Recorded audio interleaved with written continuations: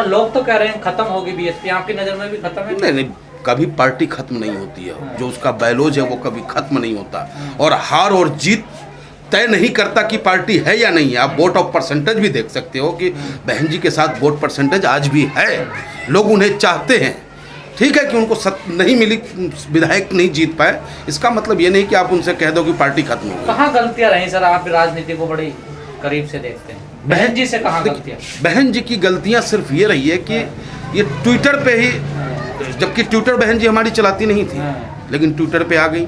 उसके बाद जो संघर्ष होना चाहिए, जो कार्यकर्ताओं के लिए प्रोटेस्ट होना चाहिए, और जो इनका संगठन है, वो संगठन वर्तमान में और पूर्व में भी कहीं ना कहीं निष्क्रिय रहा है। कमजोर हो गया संगठन। जी हाँ, ये भी एक वजह रही है। नहीं तो भाजपा को अगर सही तरीके से संगठनात्मक रूप से कोई टक्कर दे रहा था तो बसपा दे रहा था, इसमें कहीं कोई दो राय नहीं है। सर अखिलेश यादव जी की कैसे देखते हैं इस पारी को? देखिए, उनकी राजनीति और हमारी राजनीति में बहुत डिफरेंस है।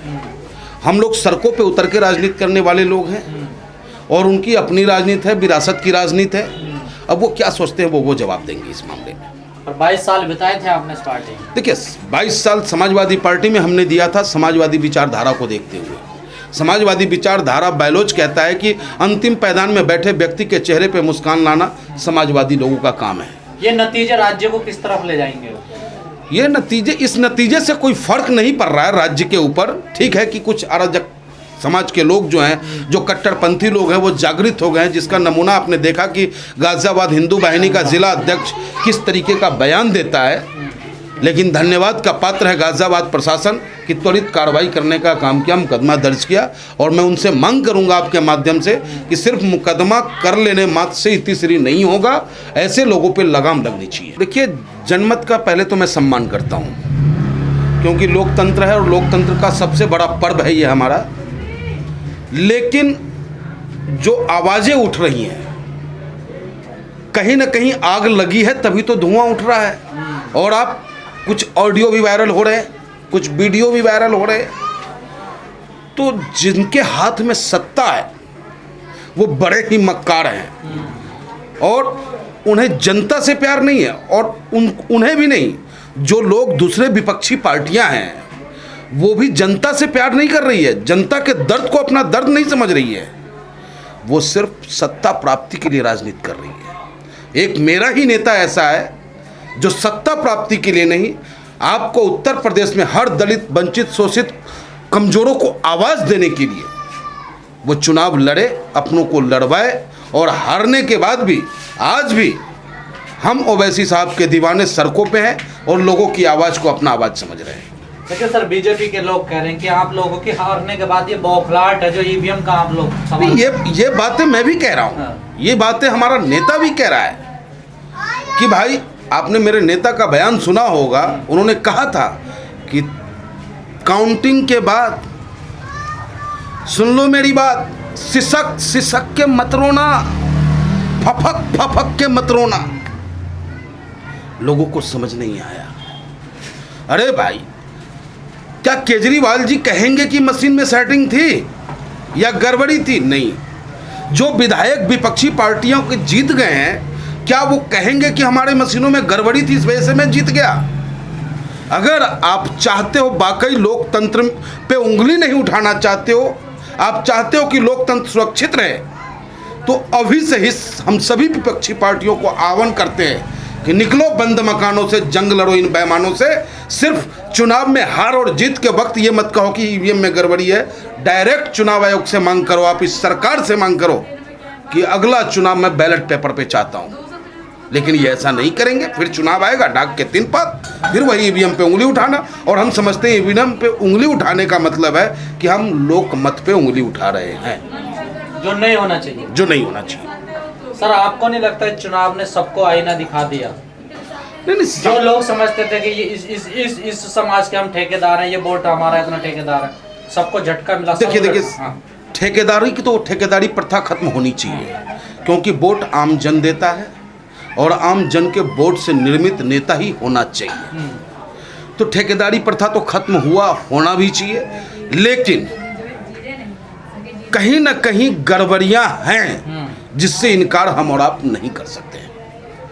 सर समाजवादी की भी हार हो गई, बीएसपी की भी हार हो गई, कांग्रेस की भी हार हो गई, एआईएम की भी हार हो गई, तमाम पार्टियां हारी और ऐसी हारी की बुरी हार है। देखिए हम पे तो कोई हार जीत का फर्क पड़ता नहीं, क्योंकि हम लोग समाज सेवी हैं, हम लोग लोगों की लड़ाई लड़ने वालों में से हैं। हार और जीत जनता तय करेगी, लेकिन उसकी सेवा किस प्रकार से करना है वो हम ओवैसी साहब के दीवाने तय करेंगे और उनकी सेवा में निरंतर लगे हैं, लगे रहेंगे। सर कहा जा रहा था यूपी में ब्राह्मण समाज नाराज है, आप भी ब्राह्मण हैं, लेकिन वोट में देते हुए नजर नहीं आया वो नजर। देखिए कोई समाज एक तरफा किसी के साथ नहीं हो सकता है। आपने देखा होगा कि ब्राह्मण समाज कुछ वोटें समाजवादी को भी गया, कुछ भाजपा को गया। ऐसा नहीं है कि मुझे ब्राह्मणों का वोट नहीं मिला। तो ब्राह्मण जो जहाँ जिसकी जैसी पकड़ है, और ब्राह्मण वैसे भी बहुत दूर की राजनीति करता है, सोच के राजनीति करता है। तो ब्राह्मण ही नहीं सभी जाति का वोट बटा है, कहीं ज़्यादा कहीं कम मिला है। सर कहा जाता है मुस्लिम वोटर सोचता कि बीजेपी को हराना है, क्या मुस्लिम वोटर बीजेपी को हरा पाएगा? ये जो एक धारणा बनी हुई है। देखिए मैं ये नहीं कहता कि आप बीजेपी को हराओ, मैं ये नहीं कहता कि समाजवादी को हराओ। मैं ये कहता हूँ कि आप सब एक हो जाओ। हिंदू, मुस्लिम और सिख ईसाई की तो बात ही नहीं होनी चाहिए राजनीति में, क्योंकि जाति की बात करके आप देश को मजबूत नहीं करने का काम करते हो, देश को कमज़ोर करते हो। तो काम के आधार पे हमारा नेता काम के आधार पे जनता के बीच आया था कि मैं जो अब तक आपको अधिकार नहीं मिला उस अधिकार को दिलाने चला हूँ, जो आपकी आवाज़ को जो लोगों ने दबाने का अब तक काम किया उस आवाज़ में ताकत देने में आया हूँ। आप मेरी बात को समझो। लेकिन दूसरी तरफ 80 और 20 की बात की जा रही थी। चलो आप 80-20 कर करके चुनाव जीत गए, क्योंकि ये लोग सिर्फ सत्ता प्राप्ति के लिए राजनीति करते हैं और हम 100% की बात करते हैं। ये फर्क है हम में और उनमें। लोग कह रहे हैं कि बीजेपी को अच्छी भली बात ही आता है कि लोगों की भावनाओं से कैसे खेलना, उनकी भावनाओं को समझना उनको आता है, तभी वो सफल हो रही है। ये हकीकत है, ये हकीकत है। ये तो हाथ कंगन को अरसी क्या, पढ़े लिखे को फारसी क्या भैया। इससे बड़ा कलाकार आपको हिंदुस्तान की राजनीति में अब तक नहीं हुआ। कभी हमारे देश के 4 मंत्री जो प्रधानमंत्री हैं, कभी डमरू बजाने लगते हैं, कभी झाल बजाते हैं, कभी मृदंग, कभी करताल। तो आप क्या मैसेज देना चाहते हो? ठीक है, हम भी धर्म को मानते हैं, हम भी भगवान की पूजा करते हैं। आप देखो, कैमरा घुमाओ, भगवान परशुराम सामने है या नहीं? आप देखें, भगवान परशुराम है बिल्कुल सामने।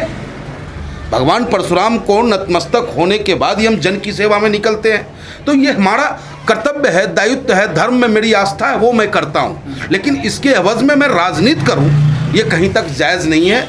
और वही लोग राजनीति धर्म की करते हैं जिनका जमीन धरातल पे खिसकता हुआ नजर आता है। बीजेपी से क्या सीखना चाहिए विपक्ष को? बीजेपी से सीखना ये चाहिए कि बीजेपी चुनाव जीत होने के बाद पुनः चुनाव में लग जाता है, और हम विपक्षी पार्टियां जब चुनाव आता है तभी हम जगते हैं, फिर वैसे अपने आप अपने काम में लग जाते हैं और जनता की देखभाल नहीं कर पाते। ये कहीं ना कहीं हमारी कमी है। आपके नेता का अभी एक बयान आया जब चुनाव आने के बाद में कि जो बीएसपी की जो हालत हुई है, अगर बीएसपी खत्म हो जाएगी तो समझिए लोकतंत्र पे बहुत बड़ा खतरा। बिल्कुल सही कहा, बिल्कुल सही कहा उन्होंने, क्योंकि जब कोई राजनीतिक पार्टियां खत्म होती है और इस तरीके से खत्म हो, क्योंकि कहीं सेटिंग का खेल चल रहा है ना, तो लोगों की आवाज़ उठाएगा कौन?